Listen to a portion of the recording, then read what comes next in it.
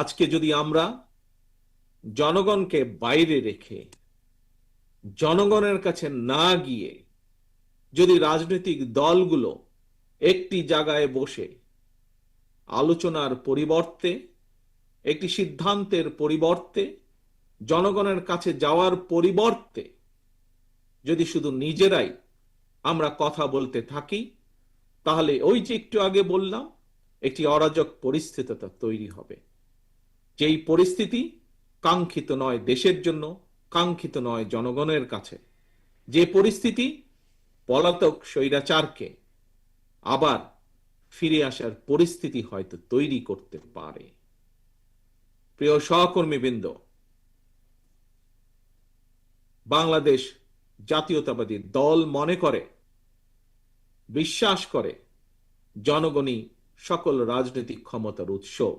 সেই জন্য আপনারা দেখেছেন, আপনাদের প্রত্যেকের মনে আছে, আমরা কিসের ভিত্তিতে দেশকে আগামী দিন বাংলাদেশ জাতীয়তাবাদী দল যদি জনগণের সমর্থন নিয়ে ইনশাআল্লাহ আগামী দিনে সরকার গঠন করতে সক্ষম হয়, তাহলে কিসের ভিত্তিতে, কোন রূপরেখার ভিত্তিতে আমরা দেশকে পরিচালনা করতে চাই, তা আমরা আজ নয়, গতকালকেও নয়, গত পরশুও নয়, আমরা প্রায় ২.৫ বছর আগে ৩১ দফার মাধ্যমে দেশের মানুষের কাছে তা উপস্থাপন করেছে। আজকে বিভিন্ন বিষয় নিয়ে, আজকে অনেক বিভিন্ন বিষয় নিয়ে বর্তমান অন্তর্বর্তীকালীন সরকার রিফর্ম কমিটি গঠন করেছেন এবং সেখানে বিভিন্ন রাজনৈতিক দলকে তারা আহ্বান জানিয়েছেন। প্রায় সকল গণতান্ত্রিক রাজনৈতিক দল সেখানে অংশগ্রহণ করেছে। তারা বিভিন্ন বিষয়ে তাদের মতামত দিয়েছে। কিছু বিষয়ে সকলেই কম বেশি একমত হয়েছে, কিছু বিষয়ে ভিন্নতা রয়েছে, থাকতেই পারে।